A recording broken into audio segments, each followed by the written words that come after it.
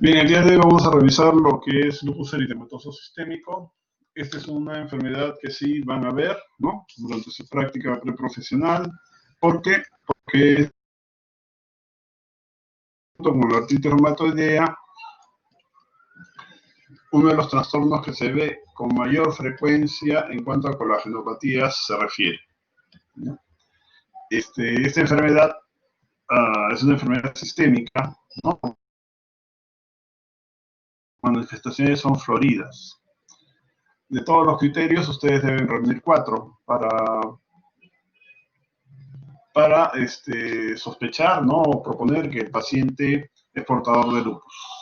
¿Okay?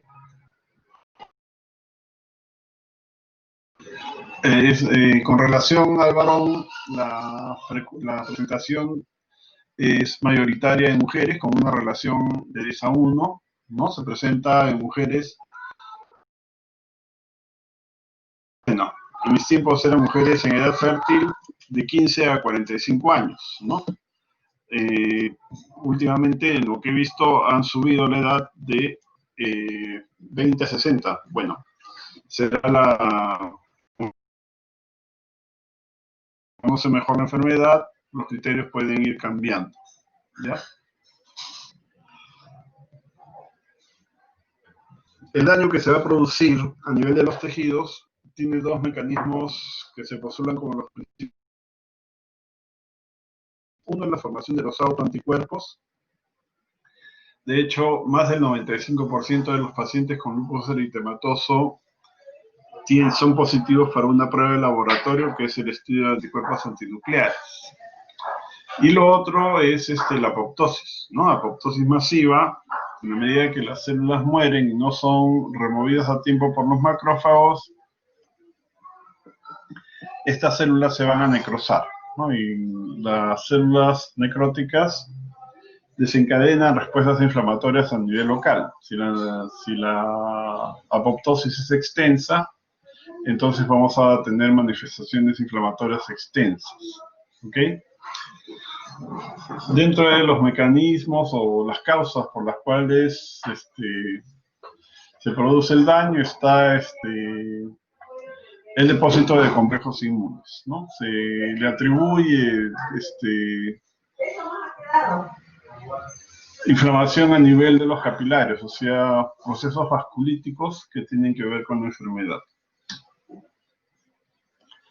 Los factores de riesgo siempre están asociados a genes, como vimos la semana pasada, ¿no? Y siempre va a haber o existir algún factor desencadenante. En cuanto a las moléculas de HLA, bueno, el HLA DR2 y el DR3 son los que están más asociados con la aparición de la enfermedad, ¿no? Quiere decir que las personas que son portadoras de los antígenos DR2 y o DR3 tienen un riesgo 2 veces mayor de hacer la enfermedad que aquellas personas que no expresan estos antígenos. Existe un grupo grande de otros genes que están asociados también con la presencia del lupus eritematoso sistémico. Entonces, por ejemplo, tenemos el gen regulador de interferones de tipo 5, ¿no? El lupus eritematoso sistémico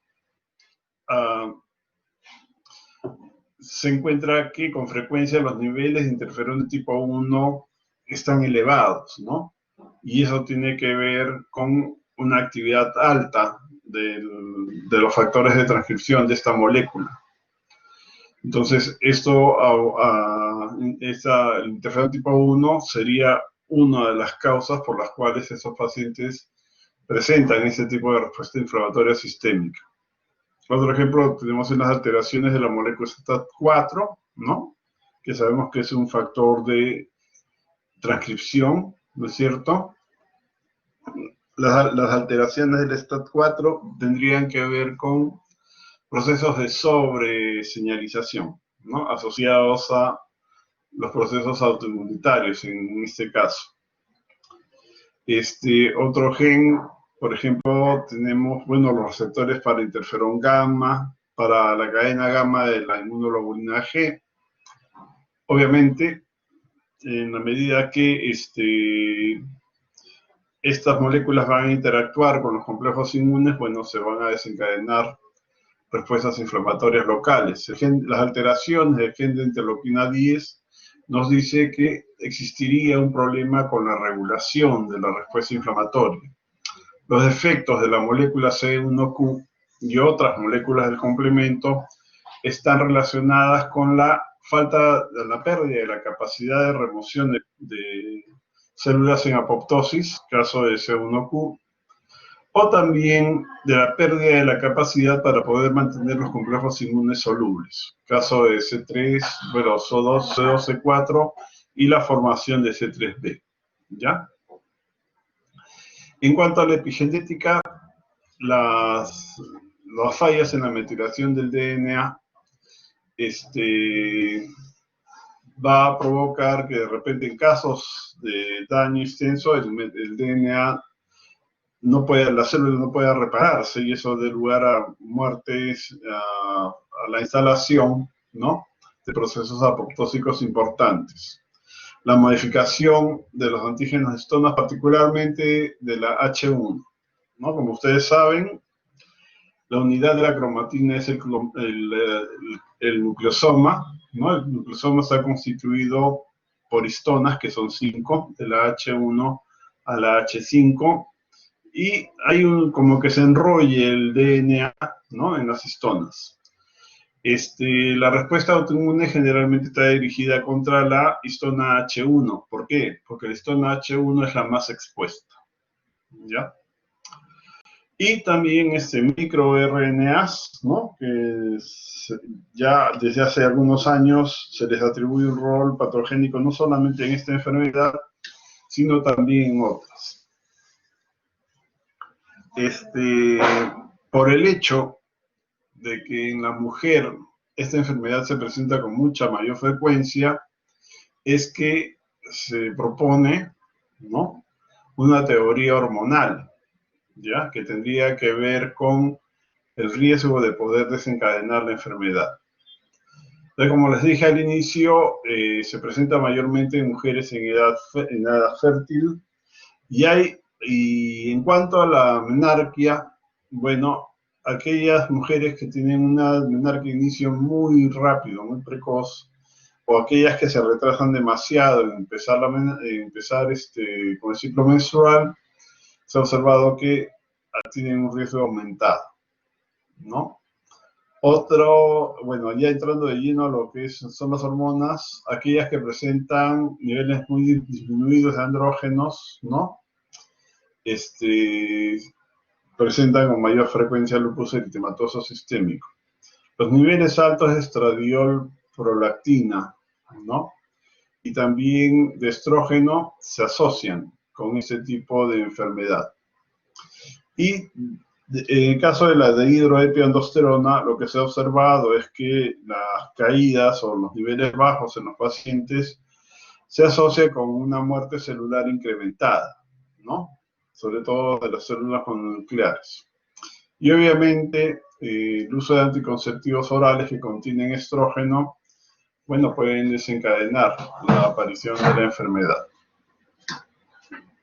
Dentro de los factores ambientales, infecciones, particularmente aquellas del virus Epstein-Barr, ¿no?, la luz ultravioleta, que produce en los queratinocitos de estos pacientes procesos apoptósicos masivos, ¿no? Los pacientes tienen una manifestación que es la fotosensibilidad, que se caracteriza por procesos inflamatorios en piel, ¿no?, debido a la actividad de la luz ultravioleta sobre los queratinocitos, ¿ya? Y también el polvo de la sílica y el tabaco se ha asociado con factores desencadenantes. En cuanto a las manifestaciones clínicas, como les decía, son diversas, son floridas, ¿no? Y ustedes tienen que reunir 4 criterios para pensar que el paciente es portador de lupus eritematoso sistémico. Varias manifestaciones de estas corresponden a piel y faneras. Los pacientes pueden cursar con alopecia, rash malar, que es un rash característico en alas de mariposa, fotosensibilidad, a veces tienen unas erupciones en forma de placas que se llama lupus cutáneo, ¿no? A nivel de la mucosa oral pueden presentar úlceras, pero estas úlceras tienen la característica de ser indoloras. En articulaciones puede haber artritis, ¿no? Bien, a nivel neurológico puede haber trastornos. Algunos pacientes debutan con demencia o psicosis lúpica. Las serosas se pueden comprometer. Lo característico es la presencia de poliserositis, ¿no? Si el paciente se inflama la pleura, va a tener derrame pleural característicamente bilateral, ¿ya? Puede haber carditis, puede haber pericarditis, puede haber compromiso renal bajo la forma de una glomerulonefritis, ¿no? Estos procesos glomerulonefríticos se asocian con frecuencia a la presencia de anticuerpos anti-DNA de cadena doble. ¿Okay? Bien, en los criterios de laboratorio, a nivel hematológico, los pacientes pueden cursar con caídas de las cuentas celulares, ¿no? Pueden cursar con anemia hemolítica autoinmune, pueden tener, neutropenia, linfopenia, plaquetopenia, ¿no? O pueden tener las tres series en niveles bajos, en lo que constituiría una pancitopenia. A nivel de la coagulación, pueden haber alteraciones en el perfil de coagulación. Algunos pacientes desarrollan lo que se conoce como anticoagulante lúpico, que no es sino la presencia de anticuerpos que van a bloquear la actividad de los factores procoagulantes. Dentro de los criterios inmunológicos, el principal es anticuerpos antinucleares positivos, ¿no? Como le dije al inicio, más del 95% de los pacientes son ANA positivos, ¿ya? O sea que es obligatorio pedir el estudio de anticuerpos antinucleares si hay sospecha de lupus eritematoso sistémico. Bien, dentro de los anticuerpos antinucleares hay uno que es el anti-Smith, ¿no? Que se puede presentar con una frecuencia importante en los pacientes con lupus, pero no tiene rol patogénico, ¿no? El que tiene rol patogénico es el anti-DNA de cadena doble, que se asocia con glomerulonefritis, me parece que ya se lo comenté, y el control de los títulos de este anticuerpo sirve para hacer el seguimiento de la evolución de la enfermedad del paciente y ver si hay respuesta al tratamiento. ¿Ok? Bien, bueno, de esos criterios ustedes tienen que reunir 4. Aquí tenemos el rash malar, ¿no? Es un rash que va a comprometer ambas mejillas, ¿no? Y también el puente de la nariz, ¿no? Y se va a disponer en forma de alas de mariposa, característico de la enfermedad. Bueno, la apoptosis tiene un rol importante, ¿no? Y una tiene que ver con lo que es la expresión de la molécula FAS. En los pacientes con lupus eritematoso, la expresión de la molécula FAS está incrementada tanto en los linfocitos TCD4 como en los linfocitos TCD8. Eso quiere decir que la muerte de este grupo de células va a estar aumentada, ¿no?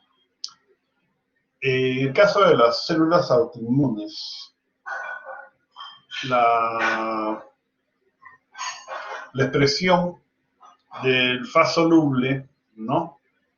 Se reduce, se asocia con una disminución de la muerte de las células autorreactivas. ¿Por qué? Cuando hicimos artritis les explicaba la vía del ligando receptor, o sea, la del FAS ligando, y les decía que cuando el ligando de FAS interactúa con las moléculas FAS, se activan las vías de muerte intracelular, ¿no? Lo que sucede con el Fas soluble es que este no es una molécula de membrana, es una molécula que está libre en el plasma y se va a asociar con la molécula ligando de Fas y la va a bloquear.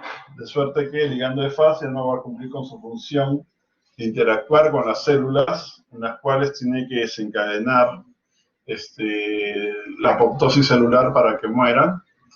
Y eso va a dar lugar a que las células autorreactivas puedan sobrevivir, ¿no?, por mucho tiempo, ¿ya?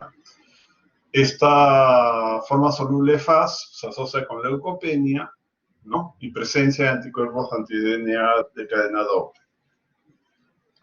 Lo otro es la sobreexpresión de esta molécula antiapoptósica BCL2, ¿ya? El incremento o la sobreexpresión va a impedir que las células autorreactivas puedan ser eliminadas o cumplan su ciclo de vida de forma normal, y esto haciendo que la vida media de estas células se extienda, ¿no? Por lo tanto, esto va a favorecer, ¿no?, la perpetuación de las respuestas autoinmunitarias.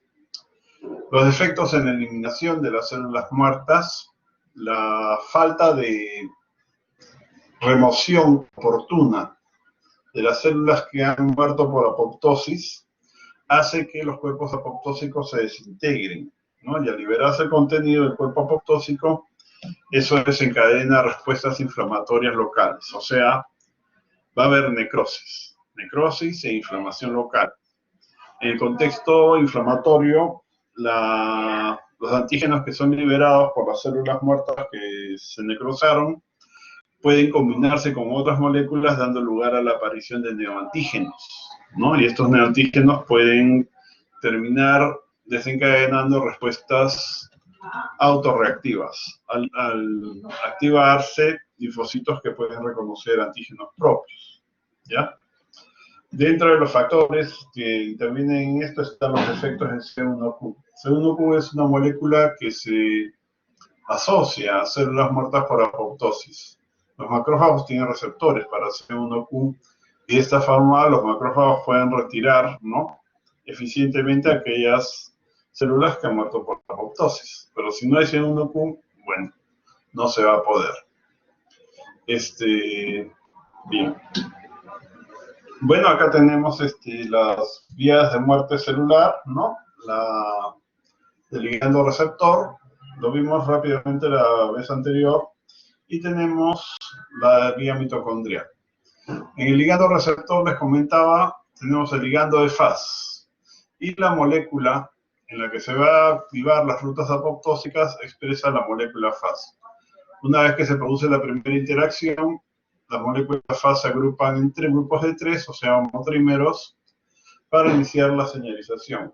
Las moléculas Fas en el dominio citoplasmático tienen un dominio que se llama dominio de muerte, ¿no? Este dominio de muerte genera señales que reclutan proteínas adaptadoras, que también tienen su dominio de muerte. En este caso tenemos la molécula FAT, otra es la MORT1. Bueno, el complejo molecular que se forma es un complejo generador de señales, ¿no? Y se le conoce como complejo inductor de señales de muerte. Las señales hacen que se recluten caspasas, que vamos a llamar caspasas iniciadoras. Esas caspasas iniciadoras que están en el citosol normalmente están en forma de monómeros, pero cuando se activan se juntan en pares, o sea, homodímeros, para iniciar la secuencia de señales, ¿no? La secuencia de señales de la caspasa 8 va a dar lugar a la activación de una caspasa que es la caspasa efectora 3, y la caspasa efectora 3 va a activar a su vez, ¿no?, a enzimas que están encargadas de la degradación de proteínas vitales. En este caso se está activando la DNasa activada por caspasas, ¿no? Y para lograr esto se degrada al inhibidor. Una vez liberada, la caspasa la DNasa activada por caspasas va a comenzar a degradar la cromatina y la va a degradar en secuencias de 200 pares de bases, ¿no? Lo que corresponde a un nucleosoma. Bien, esa es una vía. Les decía la semana pasada que la vía del ligando receptor no está desvinculada de la vía mitocondrial, ¿no? En este caso se activa una molécula especial, que es una molécula proapoptósica del grupo o familia solo BH3, la molécula BIT, ¿no? La molécula BIT, una vez activada, lo que va a hacer es promover la actividad de moléculas proapoptósicas, que son las moléculas BAX y BAC. Y van a bloquear la actividad de la molécula antiapoptósica BCL2.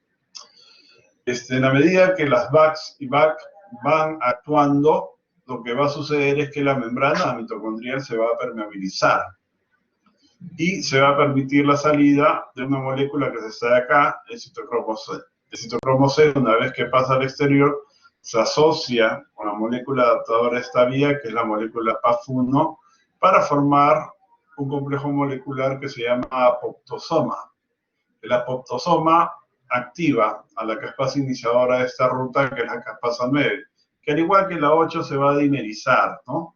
Y va a activar a las enzimas asociadas con la degradación de proteínas vitales. Volvemos a lo mismo, ¿no? Se degrada, el ejemplo de la DNasa activada por caspasas. ¿Ok? Bien, en la patología de complemento ya hablamos acerca de la C1Q. El C1Q tiene otras funciones, por ejemplo, modulador de la célula dendrítica, ¿ya? En la medida que no haya C1Q, entonces la actividad de la célula dendrítica no se va a regular, ¿no? Y se va a mantener, por ejemplo, su capacidad para poder activar linfocitos T, en este caso, linfocitos T autorreactivos, ¿ya? Bueno, la formación de C3b y C4b, ¿no? Junto con C1Q, permite la opsonización o el marcado de células que han muerto por apoptosis para que puedan ser retiradas por los fagocitos. Si no hay, bueno, la captación y degradación de estas células va a ser deficiente. Y se ha visto que en los pacientes con lupus se forma un anti-C1Q, ¿no? Y la presencia de anti-C1Q se asociaría con la nefritis que tienen muchos de esos pacientes, que es una nefritis lúpica.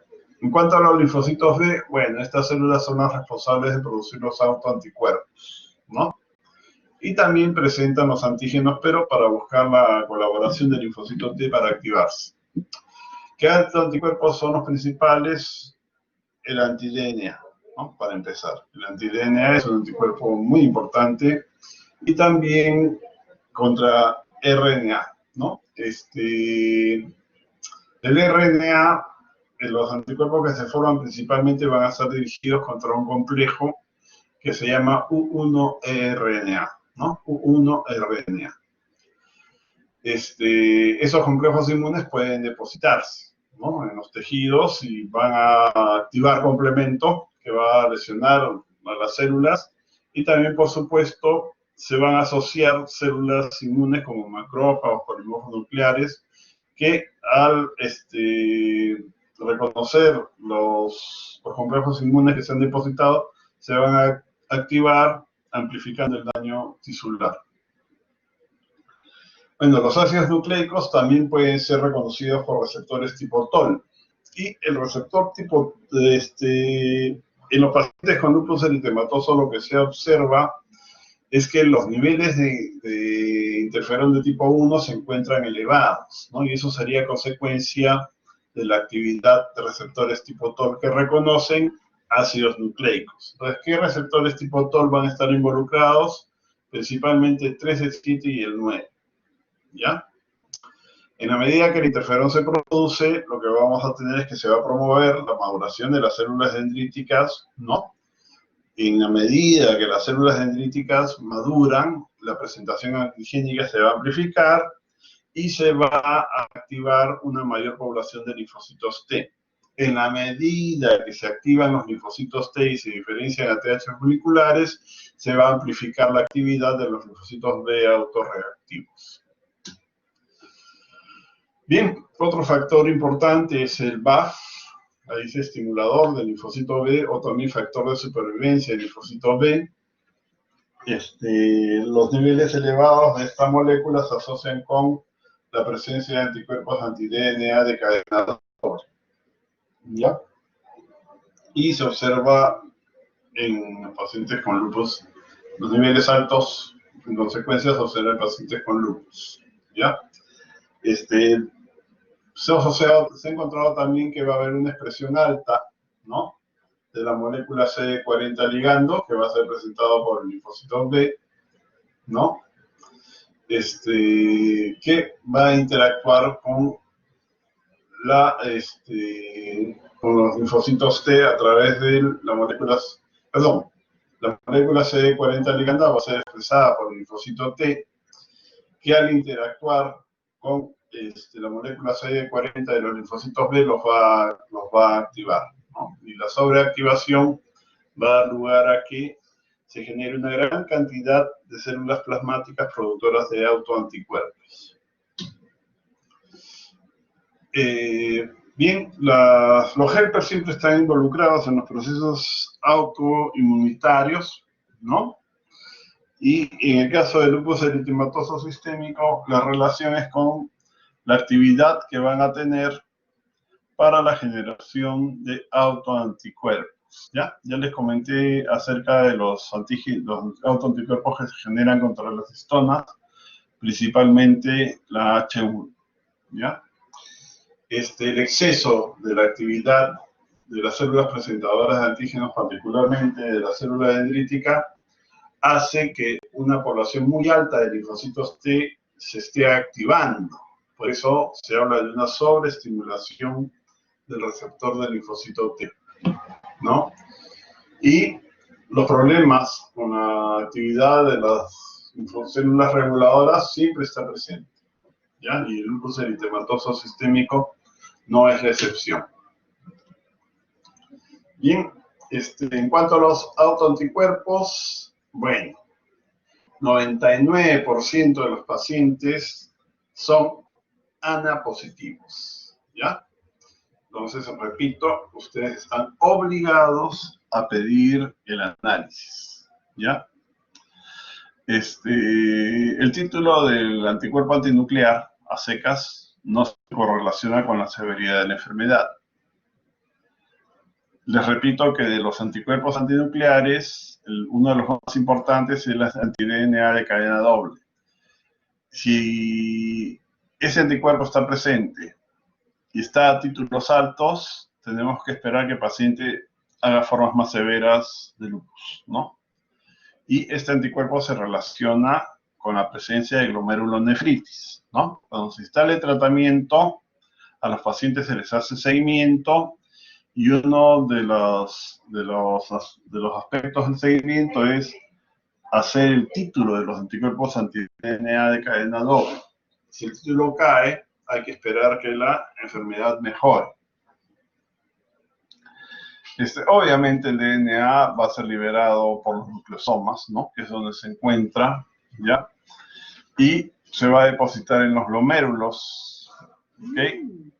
Los autoanticuerpos se van a asociar o van a formar complejo en los glomérulos con el DNA, y esto va a activar complemento, guía clásica, y se va a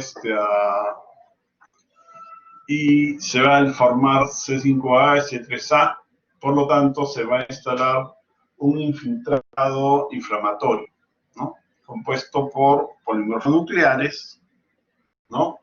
Después van a llegar las células mononucleares. La actividad de complemento y los polímeros nucleares principalmente van a destruir el riñón, ¿no? En el contexto de una glomerulonefritis debida a depósito de complejos inmunes. La actividad de los anticuerpos anti-DNA puede cruzar con otras moléculas como la laminina, colágeno tipo 4, que es el que tiene el riñón, y alfa-actina, ¿ok?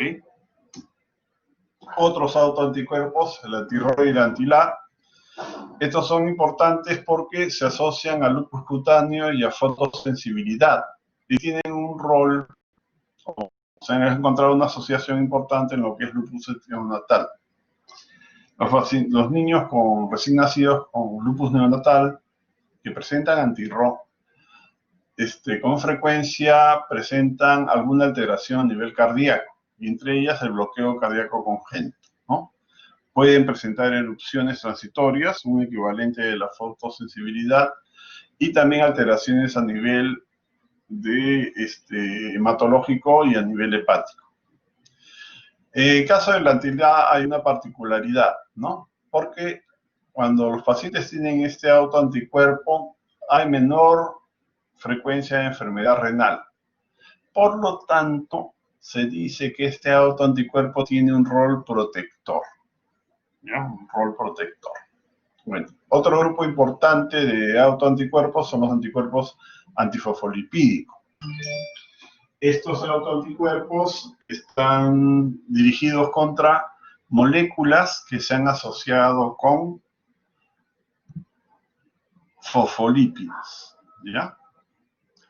¿Qué va a pasar? La protrombina, la lexina 5, la beta-2-glicoproteína, la proteína S, la proteína C, cuando se asocian con fosfolípidos, cambian su conformación espacial y van a presentar epítopes, ¿no? Que normalmente no expresan contra las que se forman autoanticuerpos, ¿ya? En el caso particular de la beta-2-glicoproteína. La presencia de anticuerpos antifosfolipídicos es uno de los criterios del síndrome antifosfolipídico, que tiene solamente dos componentes, ¿no? El primer criterio es presencia de trombosis arterial o venosa.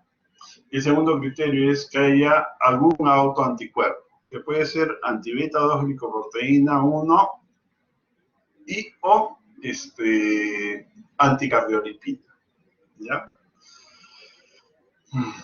Bueno, en el caso de los pacientes con lupus con frecuencia, se puede encontrar la formación del anticuerpo contra este complejo que ha formado la beta-2-glicoproteína 1 con el fosfolípido, ¿ya? Esta molécula, la beta-2-glicoproteína 1, tiene un efecto anticoagulante, o sea, participa de mantener la fase fluida de la sangre. En la medida que es bloqueada, bueno, esta actividad de mantener la sangre fluida no va a ser posible y van a terminar formándose trombos, ¿no? El otro autoanticuerpo, la anticardiolipina, se ha relacionado con formas más severas, ¿no?, de la enfermedad. Muy bien, muchachos, hasta aquí llegó la revisión. Muchas gracias por su participación. Ya nos reuniremos en otra oportunidad. Que tengan una buena noche.